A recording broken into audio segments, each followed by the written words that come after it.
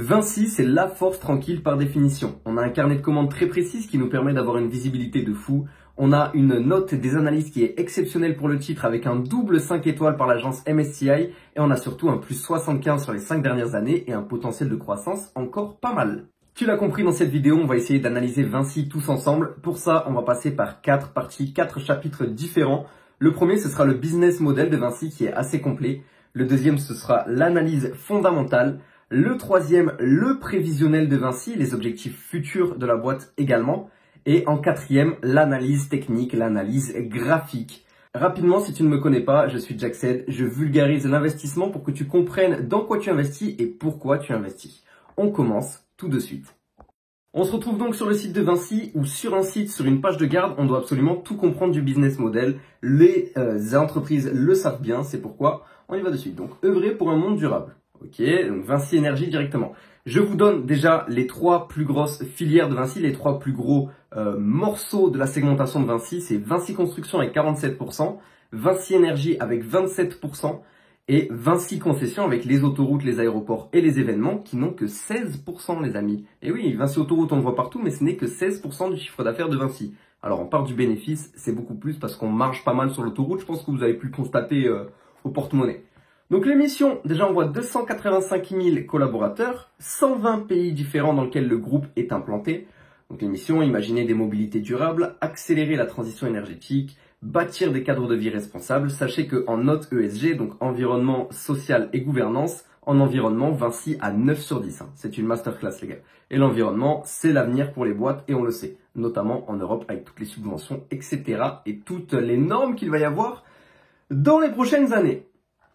Donc au niveau de Vinci, vous voyez que sur le site, on ne voit pas grand-chose. Pourtant, reprenons notre groupe. Nous avons Vinci Construction. Vinci Construction, c'est tout ce qui est travaux publics, tout ce qui est BTP globalisé. En fait, ils ont énormément de chantiers, que ce soit des routes, du ferroviaire, que ce soit des réparations de tous les jours. À côté de chez moi, il y a des sanitaires publics, par exemple. C'est Vinci, les gars. C'est Vinci Construction qui s'en est occupé. Vinci Énergie. Dans Vinci Énergie, on va prendre toutes les énergies renouvelables.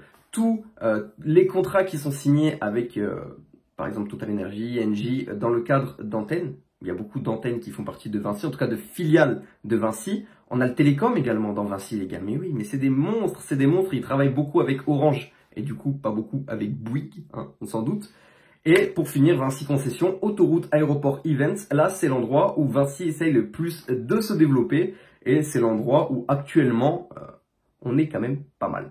Mais c'est là aussi où il y a les plus gros contrats à signer au niveau des marges. Et donc c'est pour ça que ça intéresse le groupe. Je me permets une petite pause. Sur le premier lien en bio, tu peux constater qu'il y a un serveur Discord. C'est mon serveur Discord, le serveur Discord de mon équipe. On est plus de 670 dessus. Je t'invite à le rejoindre, tu en apprendras tous les jours et surtout tu peux discuter avec tout le monde d'investissement. C'est totalement gratuit et sans conseil, bien évidemment.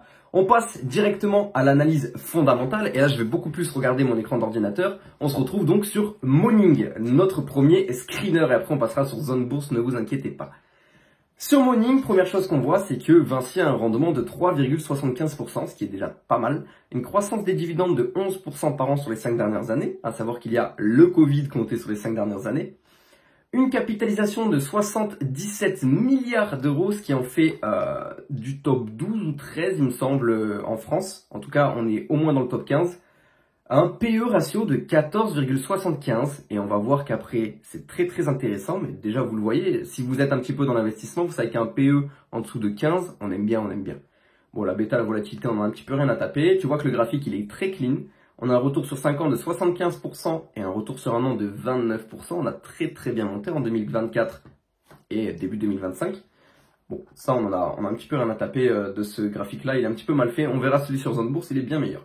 L'historique du dividende, comme on a dit, en ce moment on est en grande expansion du dividende. À savoir qu'on va voir un petit peu plus tard au niveau des free cash flow, on ne s'endette pas pour donner un dividende, contrairement à certaines boîtes comme Engie.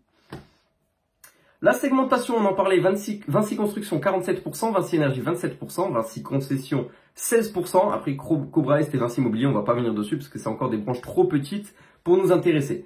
La première faiblesse de Vinci, on y est, 45% de son chiffre d'affaires s'effectue en France. C'est une entreprise qui est un petit peu trop proche de l'État à mon goût et au goût de beaucoup d'investisseurs, mais on a cette segmentation donc de 45% en France, des ventes, 45% des ventes en France, qui est en train de diminuer. Il faut savoir qu'il y a quelques années, nous étions près des 60%. Et Vinci essaye de s'internationaliser un maximum. À savoir que je suis parti en Écosse récemment et qu'il y a pas mal de Vinci également au niveau des travaux publics. Et ça, c'est pas mal. Le chiffre d'affaires, comme on constate, en 2020, ça a été un tout petit peu compliqué. En 2020, on a fait un 44 milliards alors qu'on était à 48 en 2019, mais c'est le Covid, normal. 2021, on s'est relevé, on a retapé un ATH de chiffre d'affaires. 2022, énorme croissance de Vinci, super année 2022 pour le groupe, la relance économique, normal. 2023-2024, c'est clean et vous voyez qu'on a une croissance lente mais ok. C'est pour ça que je vous parlais de force tranquille tout à l'heure. Parce que c'est pareil pour les free cash flow par action, à savoir que les free cash flow, les gars, représentent 6,5 milliards d'euros. Le flux de trésorerie libre de Vinci est de 6,5 milliards d'euros, même 6,8 si on veut être exact. Je remonte au niveau des concessions. J'ai oublié de vous dire que toutes les concessions, on a la visibilité jusqu'à 2030 de ce qui est signé. Donc ça nous fait quand même 5 ans de visibilité, c'est pas donné sur toutes les boîtes ça. Et ça, c'est pas mal. On descend un petit peu, on voit un bénéfice par action qui est en hausse. On y viendra un petit peu plus tard dans le prévisionnel, mais ça, c'est une très bonne nouvelle également. On a des jolies marges, une marge opérationnelle qui monte, une marge nette qui est stabilisée autour de 6,7%. En fait, c'est tout le temps les mêmes stats, c'est abusé pour Vinci. Un retour sur capitaux propres de 16,2, donc c'est des assez bonnes marges en général. Et comme je vous disais, on a un bon rendement de quasiment 4% et le ratio de distribution des free cash flow est de 33%. C'est-à-dire qu'on n'utilise qu'un tiers de nos free cash flow pour financer les rendements en dividendes. Ce qui veut dire que le reste, dans la logique des choses, part en capex. Ou alors part dans la croissance de la trésorerie. Ce qui explique aussi 2-3 choses. Mais du coup, on a une bonne croissance du dividende et pourtant, notre free cash flow, il reste clean. Donc, la politique dividende chez Vinci, ne vous inquiétez pas, les 10% par an, je pense qu'on peut s'y tenir. Ça va aller très bien. Bon, sans plus tarder, on passe sur le prévisionnel. Je ne vais même pas faire de coupure. Notre prévisionnel, on l'a sous les yeux. On a une faible croissance du chiffre d'affaires, comme tu constates, 3% en 2025 attendu, 3% en 2026, 3% en 2027, c'est faible, mais on a une forte visibilité, c'est-à-dire que ça paraît peu probable qu'il y ait de grosses surprises à ce niveau-là. Si on descend un petit peu, vous voyez qu'on a un PER de 14 en ce moment, même on nous dit 11,80 sur zone bourse, mais on est plus autour de 14 actuellement, ça c'était au passage de l'année. La moyenne sur 5 ans est de 19,2 pour Vinci. 19 de PER pour Vinci voudrait dire qu'on aurait un prix autour des 160 € à l'heure actuelle. Il me semble que c'est 158, j'ai fait le calcul tout à l'heure pour être honnête. On va retourner sur notre bilan, on a un EBITDA qui est en forte croissance ces dernières années, mais là qui va calmer, 5%, 4%, 4%, on est clean, c'est toujours de la croissance. Le résultat net en 2025 qui va prendre une claque, pourquoi ? Imposition exceptionnelle. Et oui, ça représente énormément pour Vinci. Comme vous constatez, au niveau du résultat avant impôt, on a 7,3 milliards en 2024 et 7,9 milliards en 2025. Donc on a 0,6 milliards de plus. Pourtant, le résultat net est quasiment le même. Vous l'avez deviné, Vinci va payer quasiment 600 millions de taxes en plus sur cette année 2025.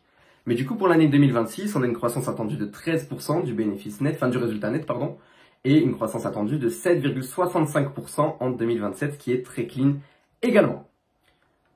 Qu'est-ce que je vous avais noté aussi? L'endettement net, qui est en baisse. Ok, vous voyez que cet endettement, moins 4% cette année, moins 7% l'an prochain, moins 10% l'année d'après, alors que nos CAPEX, donc nos sous utilisés pour l'investissement, sont en hausse. 7,96%, 6,18%, 2,05%. Pourquoi? Vous allez voir, je l'ai passé. Vous allez voir ici, on va taper dans la trésorerie pour investir. Mais comme on a une trésorerie de 6,8 milliards, on est tranquille, on peut taper 1,7 milliard, ça craint pas. Ça craint pas parce qu'on garde quand même 5 milliards de trésorerie. Il faut quand même se mettre ça dans le crâne. Comme je vous disais, double 5 étoiles par l'agence MSCI avec un ESG bien clean, un A, c'est quand même une bonne note. Le ROE stable, les marges restent stables également et on a une très bonne vision là-dessus aussi.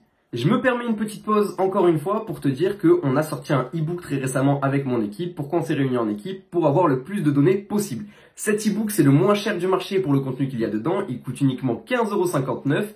Avec le code YouTube20, tu as même 20% de réduction dessus. Dans ce e-book, rapidement, qu'est-ce qu'il y a? Il y a les bases de l'analyse fondamentale, les bases de l'analyse technique, comment comprendre et utiliser la macroéconomie et comment se défiscaliser parce que ça peut nous intéresser également.